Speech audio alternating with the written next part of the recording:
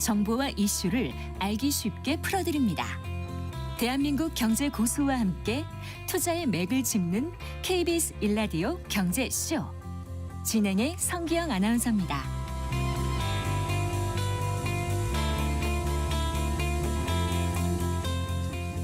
올해부터 5월 1일 근로자의 날이 노동절로 명칭이 바뀌죠. 그리고 공휴일로 다시 부활한다고 하는데요. 여기에다가 이제 정부가 주 4.5일제를 본격적으로 드라이브 걸겠다고 하고요. 또 산업재해에 대한 책임을 더 엄중하게 물겠다고 나섰습니다. 올해 달라질 노동 이슈 자세히 짚어보겠습니다. 노무법인 돌꽃의 김유경 대표 노무사 스튜디오에 모셨습니다. 반갑습니다. 네, 안녕하세요. 네, 안녕하세요. 새해 복 많이 받으십시오. 아유, 새해 복 많이 받으십시오. 네. 어떻게 이제 2026년 새해가 밝아왔는데 우리 근로자들, 노동자들에게 좀 달라지는 그런 여건이 마련될지 기대가 큽니다. 노무사님의 올해 바람은 어떤 걸까요?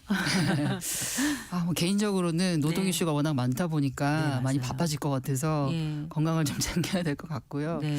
지난해 워낙 조금 노동계에 조금 안 좋고 슬픈 소식들이 많았어서 뭐 일하다 사망하거나 뭐 예. 다치거나 그다음에 괴롭힘 당하거나 정말 많았어요. 그래서 예. 올해는 그런 조금 어두운 뉴스들이 좀 줄어들기를 바라는 소망이 있습니다. 네, 그래요.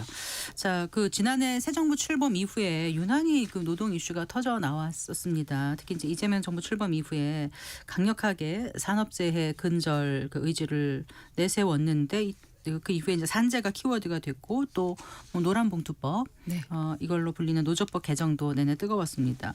자, 지난해부터 계속 이슈가 되고 있고 올해도 핫 이슈가 될 만한 노동 키워드들을 먼저 좀 짚어봐 볼까요? 예, 지난해부터 이슈가 됐고 올해도 계속 내내 뜨거운 감자가 될 것 같은 이슈를 크게 보면 사실은 뭐 산재랑 네. 그다음에 이제 노란봉투법 말씀하신 네. 것처럼 노조법 2, 3조가 될 것 같고요. 사실 작년에 사실은 정권 교체 이후에 이재명 대통령이 산재 근절 의지를 정말 이례적으로 강력히 수차례 밝혔었죠. 네. 근데 정말 말 그대로 그런 말들이 참 무색하다 싶을 정도로 대형 참사가 정말 많았고요. 뭐 몇 개월 전에 뭐 울산의 화력발전소에서 보일러 타워 붕괴돼서 7명이 사망하는 큰 사고도 있었고 네. 사실 계속 거슬러 올라가면서 각종 건설 현장이라든가 모든 분들이 알고 계시는 SPC 빵 공장에서 또 끼임 사고도 있었고 정말 굉장히 조금 중대한 재해들이 반복적으로 발생이 됐었고요.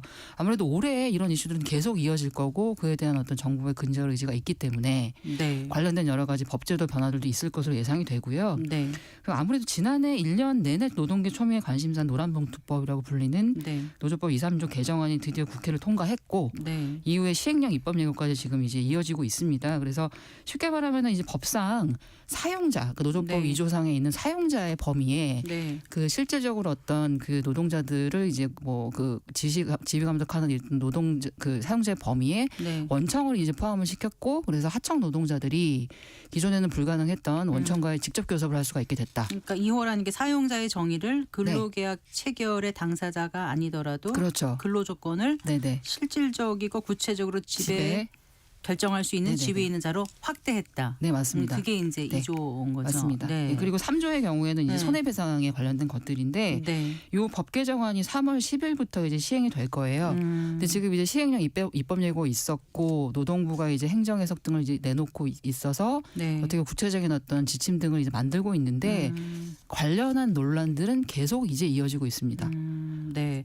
3조가 손해배상 청구의 제한에 있어서는 부진정 연대 책임 방식을 개선해서 네. 법원이 배상 의무자별로 귀책 소유와 기여도에 따라서 개별적으로 책임 네. 범위를 정한다. 이거잖아요. 쉽게 얘기하면 기존에 말하자면 손해배상 어떤 뭐 폭탄을 맞았던 과도하게 손해배상 책임을 졌던 정당하게 쟁의행위 참여를 했음에도 불구하고 네. 과도하게 어떤 노동자에게 손해배상 책임을 물리는 그런 제도를 바꾼 거라고 보시면 될 것 같아요. 쉽게 네. 말씀드리면. 네. 네. 그래서 그게 언제부터 시행된다고요? 3월 10일부터입니다. 아, 그래요. 정말 이게 지금 노동계 초미의 관심사이기도 하고 또 재계에서도 굉장히 관심을 기울이는 그런 사안인데요. 그런데 아까 말씀하신 SPC 그룹은 물론이고 이제 쿠팡 대기업부터 그 노동 현장의 여러 가지 문제들이 좀 개선되어야 된다는 지적은 계속 있어 왔지만 네. 그 중소 베이커리죠. 그 런던 베이글 같은 경우도 그렇고요. 또 유명 기업들의 열정 피해 논란 계속 그 잊을만 하면 나오고 계속 그러고 있습니다. 반복되는 이유는 어디에 있다고 보세요? 구조적인 문제 때문일까요? 네. 그 아무래도 법제도가 한계가 있고 네. 그 형식과 실질이 일치하지 않는다는 점을 저는 좀 구조적 문제로 보고 있는데 네. 그 얼마 전에 런던 베이글 때 한번 제가 나와서 말씀도 드렸었지만 네. 사실은 최근에 그 유명 패션 기업인 젠틀몬스터가 또 이제 도마 위에 올랐고 네. 오늘부터 이제 노동부가 기획근로감독에 들어갔거든요. 젠틀몬스터에 예, 대해서. 그래서 공짜 노동 그다음에 과로 노동에 대한 의혹을 좀 이제 파헤치겠다라는 이제 의지를 드러낸 것이고요. 네. 두 개 기업의 공통점이 사실 있다고 봅니다. 그러니까 소위 표면적으로는 굉장히 트렌디하고 청년들이 이제 가고 싶은 기업이어서 이미지가 굉장히 좋지만 들어가서 봤더니 결국 그곳의 노동 현실은 생각과 많이 달랐다. 네. 네. 근데 제가 보기에 이번에 젠틀몬스터의 경우에는 이제 근로기준법상에 재량근로제라고 하는 제도가 있습니다. 근데 이제 이 제도는 간주 근로시간제. 예, 네, 법적으로 용어는 간주근로시간제지만 우리가 네. 보통 그냥 쉽게 재량근로제라고 얘기를 하고 있고요. 이거를 도입할 수 있는 직종은 사실은 굉장히 제한적으로 시행령이 정해져 연구직 있거든요. 같은 데인가요? 예, 신기술 연구 개발을 하거나 뭐 이런 그 젠틀몬스터처럼 디자인 업계라거나 아하. 이런 곳들에서 여기서 좀 자유롭게 재량껏 노동자가 시간도 배분하고 그다음에 일하는 형식도 정하라는 어떤 법을 만든 것인데요. 네. 그러면은 그 무작정 이제 일을 많이 하면 안 되니까 네. 우리가 노사가 합의해서 주당 그럼 우리 기업은 45시간으로 그냥 일을 한 것으로 간주할래? 이렇게 정하는 거거든요. 근데 문제는 그렇게 정한 형식하고 실제로 일하는 모습이 일치하지 않는다. 젠틀몬스터 같은 경우에도 재량근로 도입을 했지만 노사 합의로 주에 뭐 몇 시간으로 정해놨는데 47.5시간인가 정해놨는데 네, 네. 실제로는 다 일일이 지시도 하고 그다음에 노동 시간에 대해서 개입도 하고 재량근로제의 어떤 요건을 지키지 않은 거죠. 그러면서 겉으로는 합의한 주당 노동 시간을 지키는 것처럼 했는데 실제로는 재량근로제의 어떤 요건이라는 게 뭐냐면 구체적인 어떤 지시라던가 업무 시간에 개입을 하면 안 되거든요. 근데 그렇게 했다는 것이고 네. 결과적으로는 주당 또 70시간 노동에 대한 의혹이 제기가 되고 있어요. 그러니까 이제 어떻게 보면 이게 느슨한 어떤 근로시간 제도들의 어떤 약점은 뭐냐면 겉으로 보기엔 굉장히 유연함을 어떤 추구하는 것 같지만 네. 실제로는 어떤 유연하게 내버려 두는 과정 그렇게 하지 않고 네. 그거에 따른 형식과 어떤 실질이 다르다는 게 그 말씀이셨어요? 연장근로 어떤 그런 것들에 대한 주장도 못하도록 어떤 장치를 오히려 만드는 것이 아닌가 싶고요. 네. 근데 사실 이런 기업에서 사실은 열정페이 강요당한 이유는 이분들이 좋은 회사라고 들어갔는데 개별 노동자들은 사실 회사에 항의하거나 거기가 뭐 싫으면 사실 나오는 방법밖에는 별로 이제 항변할 수 있는 수단도 없기 자체 때문에 항의하면 또 찍히고 맞습니다. 다니기 어려워지고 이럴 네. 거 아니에요. 뭔가 네네네. 불편해져서. 네. 네. 그리고 사실 이게 물론 법적으로 뭔가 문제가 됐다고 적발이 되더라도 기존에는 사실 이런 것들에 대한 처벌이라든가 이런 게 굉장히 미약했기 때문에 네. 구조적인 문제는 반복되는 것 같습니다. 아, 그래요. 그러니 이런 고질적인 문제가 하루아침에 바뀌긴 어려울 텐데 그래도 조금씩 변화는 좀 있지 않을까 싶어요. 뭔가 2020년부터 달라지는 것들 또 기대해 볼 만한 것들이 어떤 것들이 있는지 좀 짚어주시겠습니까? 뭐 좀 반가운 소식들도 있습니다. 그래서 너무 어두운 얘기만 하는 것 같은데 노동자 입장에서 가장 직접적으로 다가올 수 있는 제도 변화는 그 일가정 양립 확산이라고 소위 말하는 네, 네. 뭐 출산, 육아휴직 관련된 어떤 제도들은 많이 바뀌었거든요. 특히 어떤 급여 상한이라든가 이런 부분들이 좀 주목받고 있고요. 네. 어쨌든 1월 1일부터 소위 그 출산 전후 휴가급여 상한액이 올랐습니다. 그래서 기존에 월 상한액이 210만 원이었는데 220만 원으로 올랐고 그다음에 육아기 근로시간 단축 제도라는 게 있어요. 그래서 육아기 이제 아이를 돌봐야 되는 육아기에는 그 근로시간 단축할 수 있는데 요거 이제 급여 계산하는 기준 금액도 좀 올라갔습니다. 네. 그래서 뭐 최대 뭐 220만 원 정도였던 게 250만 원으로 올랐고요. 또 중소기업에게는 좀 반가운 소식이 뭐냐면은 중소기업의 노동자가 만약에 자녀 돌봄을 위해서 뭐 근로시간을 좀 단축하겠다라고 하면은 이제 어떤 일정 시간 안에서 단축을 하게 되면 사업주에게 네. 그 단축시킨 근로자 1인당 30만 원을 지원하는 제도도 신설이 됐습니다. 그리고 아까 네. 말씀드린 뭐 노조법 2, 3조 개정 그 법 3월 10일부터 시행이 되겠고요. 그리고 아시겠지만 최저임금이 이제 좀 올랐죠. 그래서 작년에 1만 30원인가 해서 올해 1만 320원으로. 뭐 그렇죠. 그래서 최저시급 적용받고 있는 모든 노동자분들은 네. 잘 챙기셔야 될 것 같습니다. 그래요. 그리고요, 이제 그 어떻습니까? 5월 1일 우리 이제 근로자의 날이라는 게 입에 붙어 있는데 이게 이제 네. 올해부터 노동절로 바뀌는 거야, 아예 명칭이. 맞습니다. 네. 그러면 바뀌면 어떤 의미가 있을까요? 일단 단순히 뭐 이름 하나 바뀐 거 아니야라고 생각할 수도 있겠는데 사실 그렇게 간단한 건 아니다. 아, 그래요? 사실 62년 만에 바뀐 겁니다. 예. 62년 62년 전에 그럼 근로자의 날로 명칭이 맞습니다. 바뀐 거 꽤 그런데 오래됐군요. 이 이름을 국가가 정한 것이고요. 사실 네. 근로라는 말이랑 노동이라는 말에 큰 차이가 있어요. 뭐 이제 초등학교 가서 노동법 강의할 때도 그 얘기를 하는데 그 근로라는 말은 진짜 말 그대로 한자 그대로 사용자가 시키는 대로 성실히 일을 한다. 그런 의미이고요. 네. 노동이란 말은 어쨌든 노동자가 좀 주체적으로 본인의 노동의 가치를 반영한 어떤 결과물을 생산한다라는 의미라서 네. 굉장히 어떤 담고 있는 어떤 가치가 달라서 예. 사실 전 세계적으로는 5월 1일이 전부 다 메이데이라고 해서 노동절이라고 불러왔고 네.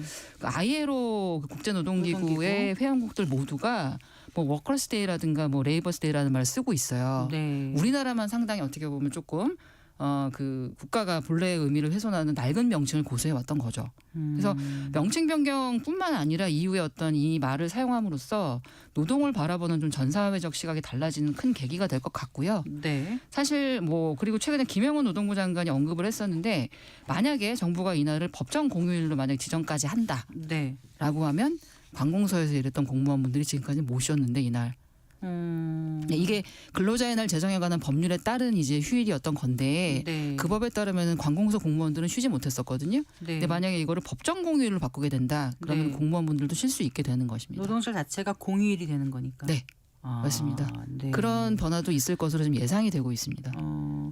그 근로기준법상 가산 수당 규정이 적용되고 이 부분은 어떻게 되는 그 거예요? 부분은 사실은 당장 그렇게 되지는 않을 거예요. 예. 어쨌든 그거랑 이거는 별개고 그다음에 그 말씀하시는 거죠. 5인 미만 사업장 네, 일하시는 네, 분들. 네, 예. 네. 그 이슈는 사실 당장 바뀌지는 않을 거고요. 그 5인 미만 사업장 노동자들은 이상인 일단 경우는 그런 날에 나와서 일하면 가산수당은 당연히 1.5배인가 나오고요. 받잖아요. 네네네. 근데 5인 미만이면 지금 안 되니까. 그렇죠? 네. 네. 그 법은 이제 따로 있기 때문에 아. 이게 바뀐다고 자동적으로 바뀌지는 않거든요. 그렇군요. 네. 그 정부가 본격적으로 이제 4.5일제, 주 4.5일제 도입과 또 유연 근무를 확대하겠다고 밝히지 않았습니까? 근데 이제 언뜻 들으면 좋은 것 같은데 이 결국 공무원이라든가 뭐 대기업 뭐 그 직장인들한테는 좋은 건데 중소기업이라든가 계약직 이런 경우에는 그냥 다른 나라 얘기 아니야 또 이런 지적이 나오는 것 같기도 하고 이 점을 좀 짚어주세요. 어떻게 되는 건지. 네, 이미 주 4.5일제 시행하고 있는 대기업들은 많이 있어요. 예. 그러나 그 지금 이재명 정부 국정과제 중에 하나가 주 4.5일제였고요. 네. 다만 이제 이거에 대한 약간 오해가 있을 수는 있는데 그러면은 이제 모든 법정 근로 시간 자체가 그렇게 바뀌는 것이냐 그건 아니다. 네, 네. 최근에 이제 국정감사 시즌에 김영훈 노동부 장관이 언급을 했었는데 네. 법을 아예 바꿔가지고 그 뭐 매진 이상 사업장이 주 4.5일제를 법정 근로시간으로 강제하라가 아니라 네. 이제 이를 시행하는 어떤 기업을 지원하는 방향들을 고민해 보겠다. 그러니까 지금도 그런 것처럼 현재는 이제 주 최장 이제 노동 시간은 40시간 플러스 연장 근로 시간 12시간 더하면 52시간인 네, 거고요. 네.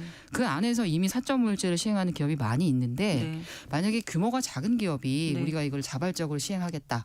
도입하겠다. 그러면 뭐 세제 인센티브를 준다던가 네. 이런 식으로 지원할 수 있는 측면 지원들을 하겠다라는 네. 거를 보는 게 맞을 것 같아요. 아. 근데 사실은 노동시간 단축이라는 거는 기존의 어떤 점진적인 단축 과정에서 본 것처럼 전 사회적인 분위기에 힘입는 측면이 크거든요. 네. 이제는 우리가 4.5일제 당연히 도입해야 된다. 이런 분위기는 사실은 급하게 형성될 건 아니라고 봐서 이런 상황들에서 계속 좀 바뀌지 않을 거라는 생각을 하고 있습니다. 어쨌든 현재 연간 1,800시간대인 근로시간을 선진국 수준인 1,700시간대로 낮추는 건데 법정 근로시간을 한 번에 확 단축하는 것보다는 네. 그냥 좀 권고하는 수준으로 일단 네. 시작을 한다. 그리고 이 말씀. 지원하고요. 지원하고. 예, 예. 그 누구죠? 김영훈 노동부 장관이 신년사에서 이제 능력이 있음에도 책임을 다하지 않는 대기업에서 중대재해가 반복적으로 발생할 경우에 경제적 제재까지 도입해서 끝까지 책임을 묻겠다. 이렇게 이제 신년사에서 밝혔지 않습니까?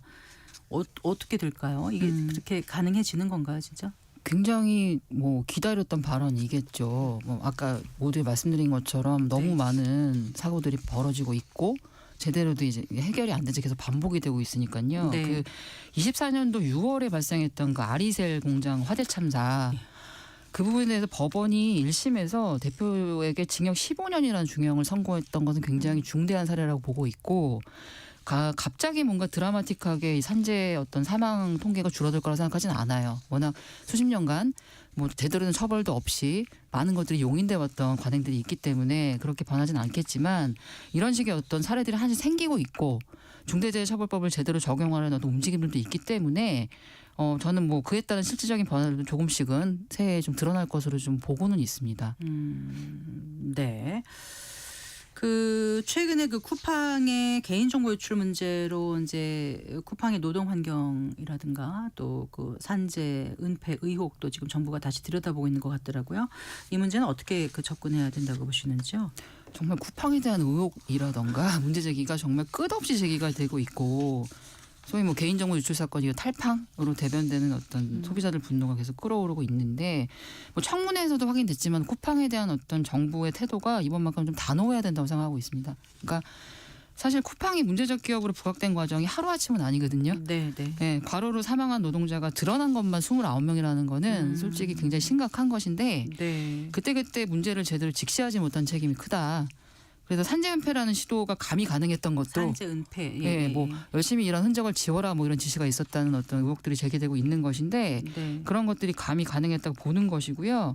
그 과정에서 계속 뭔가 소비자들의 권리 이런 것들을 보장해야 된다는 어떤 얘기들을 가지고 뭔가 미온적으로 대했던 측면들도 있는 것 같은데 네. 이번만큼은 철저히 조사를 하고 법위 반영이 확인된다면 원칙대로 대응하는 게 맞다고 보고 근데 있습니다. 산재라는 게 원래 신청이 노동자나 유족의 선택에 달려 있는 거 아닌가요? 네, 맞습니다. 그래서 이렇게 이제 뭐 합의해주거나 보상해주고 뭐 이러면은 또 이제 그냥 가라앉게 되고 이런 그럴 경우가 수 왕왕 있죠. 있어가지고 네네. 이런 부분에 대한 손실도 좀 필요하지 않을까 이런 생각이. 필요해서 보고요. 네. 예, 그다음에 어떤 기업이 그런 식으로 은폐라든가 아니면은 어떤 무리한 합의라든가 이런 것들을 계속 할 수 있는 분위기를 계속 정부도 사실은 그 조성하는 데 책임이 좀 있다고 보는 거죠. 왜냐면은 뭐 여태까지는 계속 좀 봐주기식으로 많이 했다는 생각이 들거든요.